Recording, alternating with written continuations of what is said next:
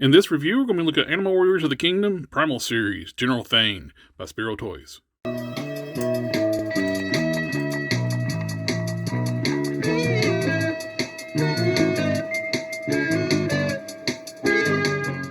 General Thane comes in a nice big window box where you see the figure clearly and the accessories she comes with. You got the Animals of the Warrior Kingdom logo on the bottom and on the top of the box. You got nice artwork with General Thane on the sides and on the back. We got bio in 5 different languages. You got your standard warnings, choking hazards, and some legalese on the bottom of the box. And here we have General Thane in the plastic tray. It comes with a nice big warhammer. 2 alternate fist hands down here at the bottom. We got 2 grip hands on the figure, a helmeted head, and behind the figure was a little Ziploc bag with 2 style pose hands. And the details look really good on this beast. And here we have Thane outside the plastic tray, and he is a beast. He is a heavy figure, really detailed. I'm digging this thing. This is my first Animals Warriors Kingdom figure, and I have one more coming in today, and I like it. These things are awesome. You get the big warhammer. You got lots of cool detailing, like the sculpt on this thing, the pits, and you really see this thing seeing some action. Really nice. Got the detailed wrap for the grips on the hammer that is really cool. We got the helmeted head, the snarling teeth, nice decorative pattern sculpted into the helmet. It is nice having like alternate heads and especially having like one with a helmet. On the figure you get 2 grip hands. You get 2 fist hands. Nicely detailed out. The fur sculpt on the top. Gray skin on the fingers and knuckles. You get 2 style pose hands. These are horizontally hinged. Same with the fist. Let's see, how are these? It is indeed vertically hinged properly for wielding a hammer weapon. Is the other one the same way? Okay, you got different hinges on each hand. This one is vertically hinged. This grip hand is horizontally hinged. So the hammer definitely goes in this hand.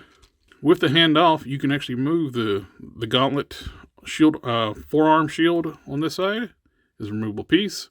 Same on this side over here, that's a removable piece. And you got very tight fit on these hands. They can very secure once they go in. The sculpting and detail on this figure is really nice. I love all the fur textures, the expression and the facial sculpt. And the armor looks so cool, battle-worn looking armor. We got the forearm gauntlets on each side, each a different sculpt. We got the nice metallic blue on this side. We got the metallic rose from the shoulder, bicep to the forearm. That same metallic rose on the waist and on the shin covers. The metallic blue on the kneecaps and on the bottom part of the waist piece. The shoulder pauldron is strapped on across the chest, which is a removable piece. And underneath that, you can see a nice detail of the battle damaged scar on his chest. Really nice detailing all around on that face sculpt. Really dig that. It's like, kind of looks like you really want to mess with me. On the back, you see the nice same fur sculpting all throughout the figure. Big beefy arms.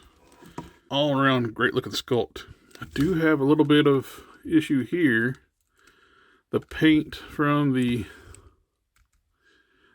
shin guards is actually rubbed off on the back of the foot. Let's see if this is painted gray or molded in gray. If it's molded in gray, it should be no problem. I can just take a little bit of Winsor Newton, wipe that off. I may end up doing a wash on the armor pieces too. That would really bring the sucker out. Now for articulation, he is pretty articulated for a big chunky figure. His head is on a ball joint with a disc hinge. He can look up this much. Look down. It looks way down. The sculpt of the head allows that head to go around the base of the neck and really bury that chin into his chest. You get a full 360. depending on where you rotate at, so how it moves. Disc and shoulders go up to here. And with the side with the pauldron, which where it's a floating piece, it shouldn't hinder anything too much. It's going to bunch up when we move it. Full rotation at that shoulder. And bicep rotation. It does a full 360, but you can feel it catch a little bit on the sculpt. The forearms is a kind of reminder of the AWOK. You do have a hinge there. You got the swivel up here, but it also swivels at the bottom. So it allows for really nice movement on that. And elbow bend range, you get a full 90 on that. So this hand is vertically hinged, which with the gauntlet on, it's not letting me move too much on that one. But it does look badass with that hammer. For the ab crunch, it is a standard style ab crunch. We can have them lean back this far, crunch forward this much.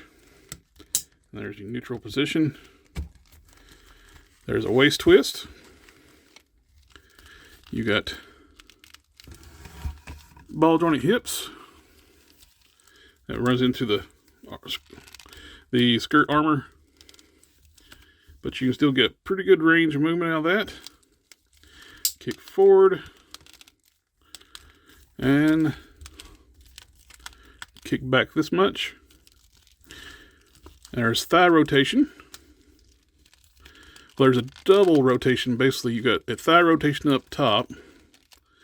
You got the hinged knees, which also rotate. You got hinged ankles and pivots. For a big chunky boy, he's got some really good articulation. Let's go ahead and see what he looks like with his alternate head sculpt on. And here we have Thane with his helmet on. While we have him here, let's do some size comparisons. Here he is with Star-Lord on the Vulcan body. And Bucky Cap. Masterverse 40th Anniversary He-Man. Age Apocalypse Sabretooth. Masterverse Clawful. Masterverse Ram-Man. G.I. Joe Classified Sergeant Slaughter. And G.I. Joe Classified Cobra Commander. Here he is with Ultimates Tigra.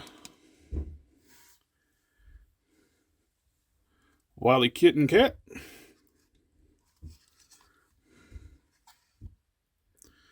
And just for fun, my custom Bruton. And my custom Ultraverse Prime. That's on the Caliban body. Overall, I have to say I'm very impressed with this General Thane figure. He's really nicely sculpted, detailed, good articulation range, nice different alternate hands, different head. All around great piece. I may end up, like I said, going through and doing some washes, detailing it out a little bit, bring out the detail where that makes a nice sculpting on the armor pieces where they're battle worn. Nice wash would bring out that detail. It could look good in the Masterverse He-Man display, Thundercats, or just battling different warriors in your collections, 1/12 collections or 1/10 collections. Depends on how you want to work this in, because he's a big enough figure where you can work both 1/10 or 1/12 scale, or Marvel in between, which is Marvel Legends. It's basically a 6.5 inch scale, 1/11. But anyway, this thing is awesome. I highly recommend getting one of these things. And thanks for taking the time to watch the video. Remember to like, share, comment, subscribe. I'll catch y'all next time.